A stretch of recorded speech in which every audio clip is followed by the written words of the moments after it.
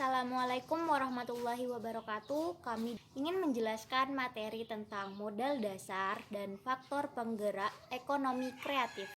Saya Bella Milasari, NIM E 2019-2436, ingin menjelaskan tentang modal dasar ekonomi kreatif. Nah, langsung saja kita ke materinya. Hoskin mengemukakan bahwa modal kreativitas bukan merupakan modal material, tetapi merupakan modal intelektual, modal budaya, modal sosial, modal struktural.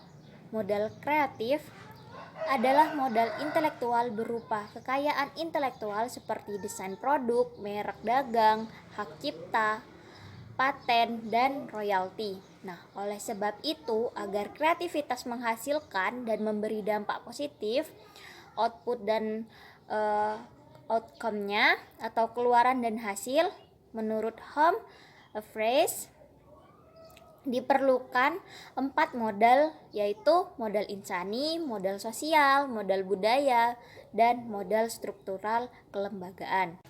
Nah, keempat jenis modal tersebut merupakan faktor yang sangat menentukan pertumbuhan kreativitas dan dipandang sebagai modal ekonomi kreatif. Manifestasi dari kreativitas adalah output dan outcome-nya, yang terbentuk dari investasi, yang terbentuk dari interrelasi antar modal insani, modal budaya, modal sosial, dan modal kelembagaan. Modal insani atau human capital.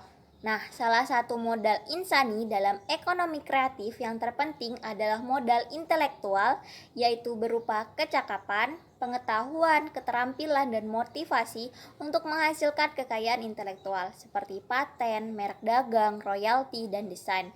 Nah, menurut David Paris, kekayaan intelektual merupakan modal pokok industri kreatif yang menciptakan aktivitas-aktivitas, keterampilan, dan bakat individual yang berpotensi untuk menciptakan lapangan kerja dan kekayaan secara turun-temurun melalui kekayaan intelektual.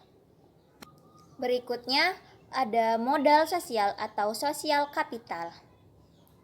Modal sosial merupakan modal yang paling mendasar bagi setiap individu, organisasi, perusahaan, bahkan suatu bangsa sebagai kepercayaan dan kejujuran dan etika dalam menjalankan usaha.